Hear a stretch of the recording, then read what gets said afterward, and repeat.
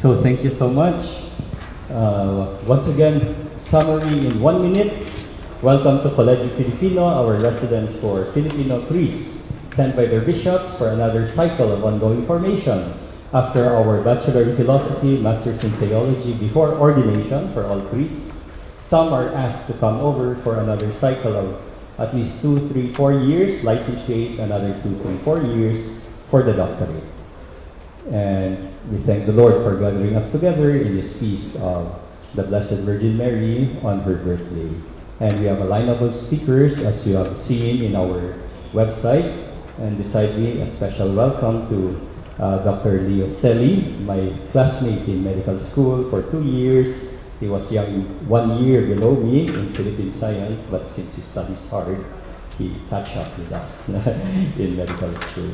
So thank you so much. It's from MIT Critical Data. He leads a laboratory to study specifically AI use, more on the medical, but also other fields, and focusing on bias. Oh, thank you so much. Some little words to welcome our audience. I think we have some time to get people to shout out their names and what their background is, so that we get an idea of who is here in the room, knowing that there are people who are also tuned in from around the world. But we could start with Casper over there. So if you could just shout to the rest of the group here who you are and your background. Okay. So good morning. My name is Kacper Dobek. I'm a PhD student from Poznan, Poland, and I do artificial intelligence. I'm very happy to be here. Well, can you shout so you can hear the microphone here after? And we don't have to clap for everyone.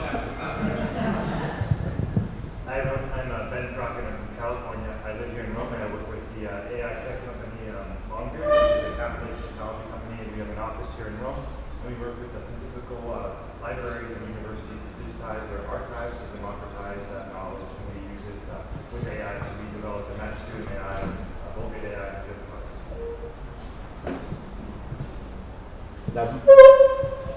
Luis. My name is Luis. I'm an ophthalmologist from Brazil, corporate student. I work with multiple ophthalmologists.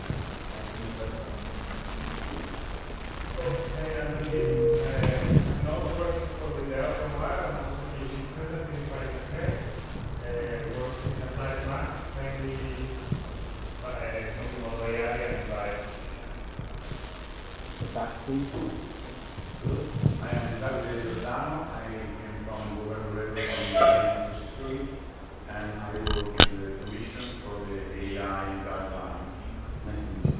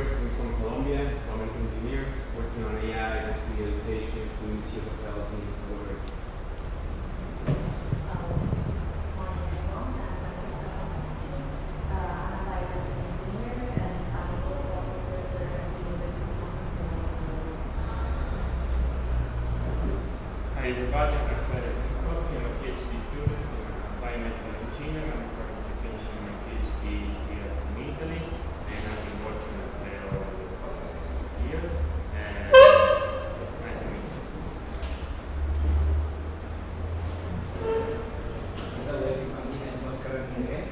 I'm volunteer from 10 years for the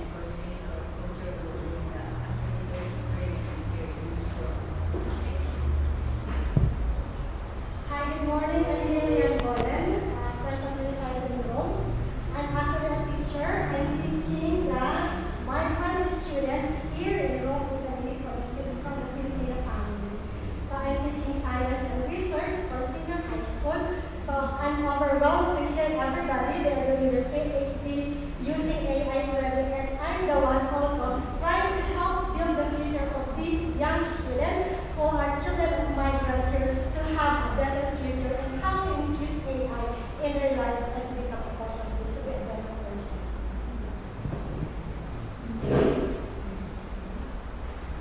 I'm Sister Yolanda. I'm a member of the congregation of Our Lady of Church of Network.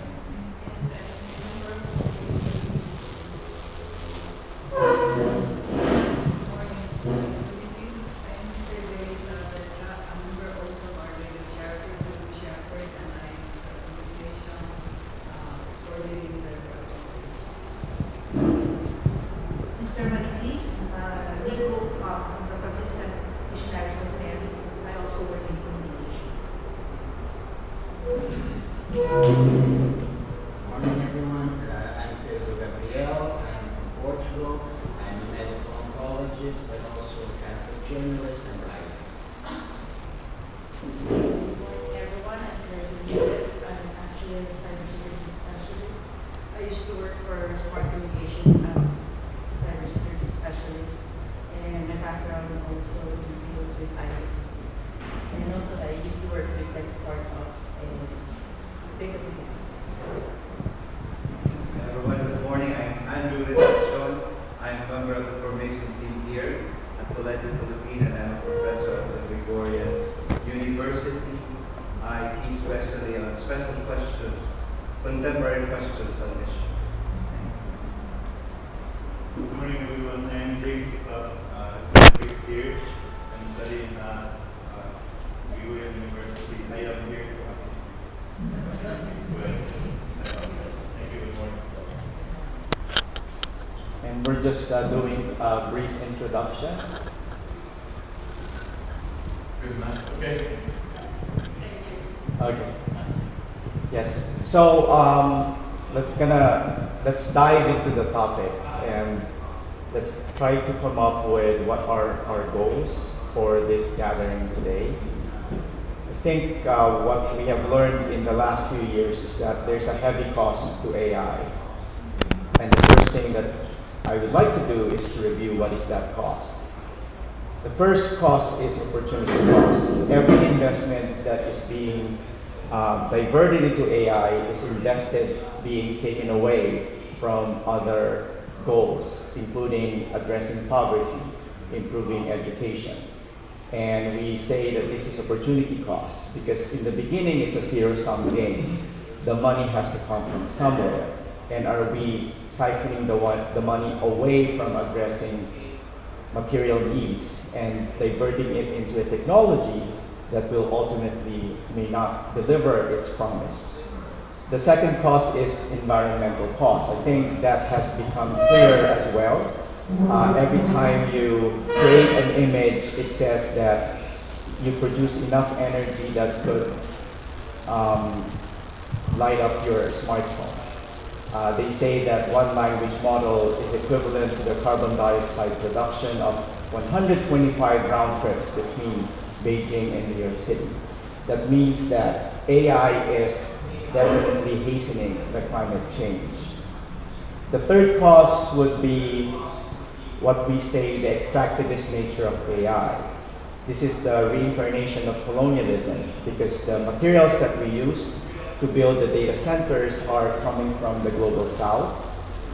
The workforce that we exploit to fine-tune the models, it's also coming from the global south, and we pay them very cheap.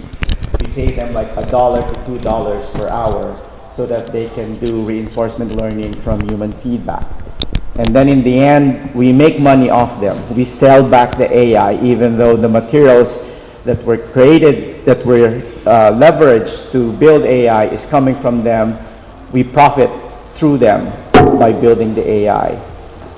The fourth cause is workforce displacement.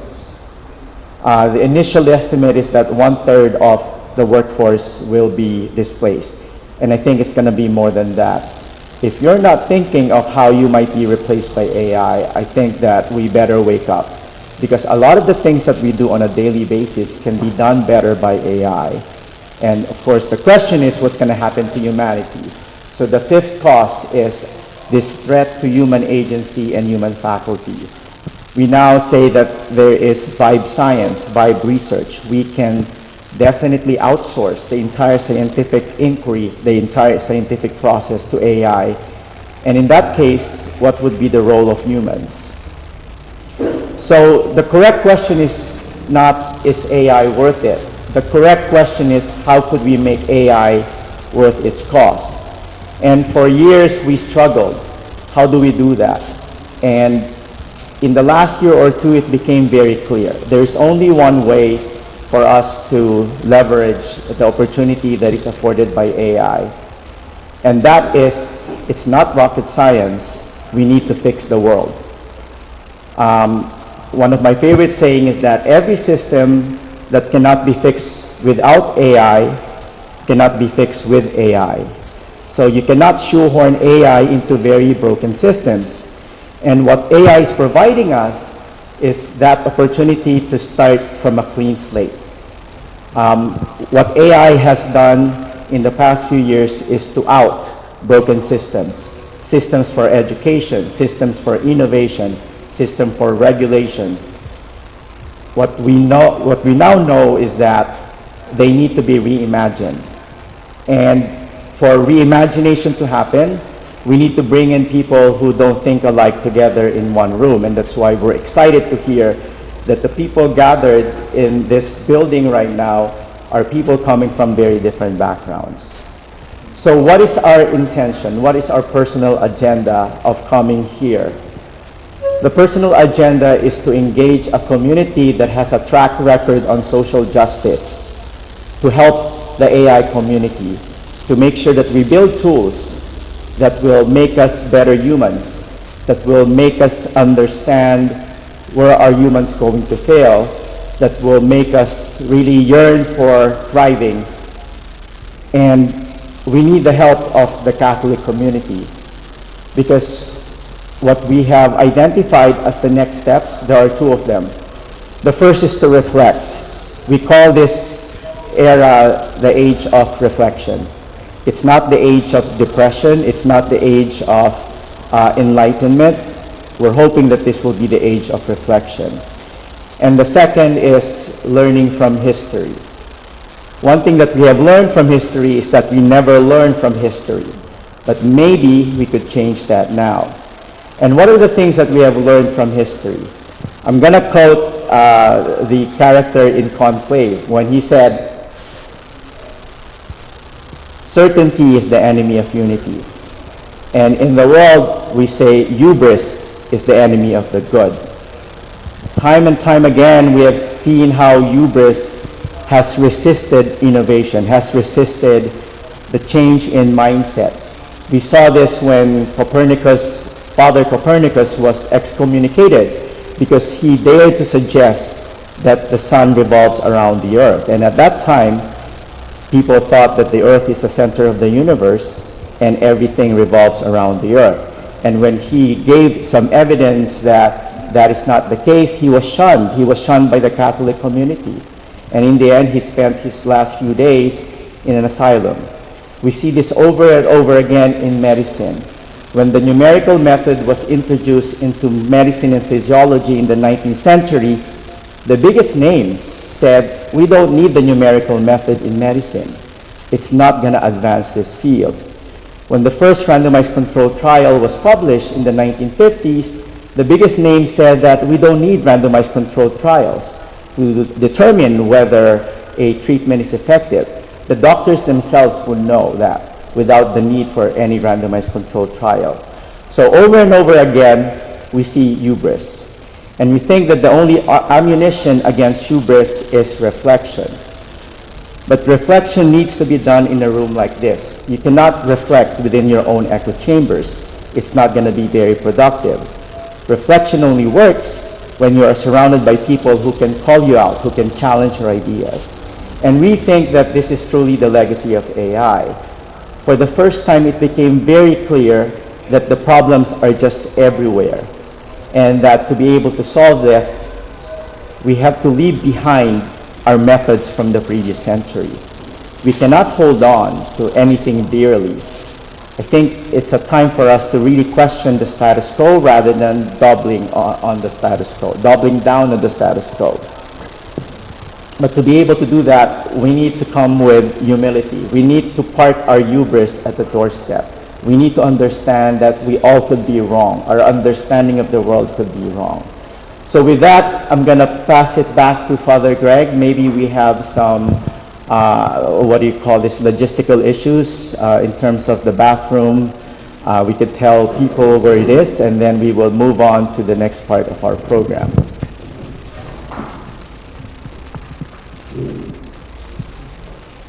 No clapping today.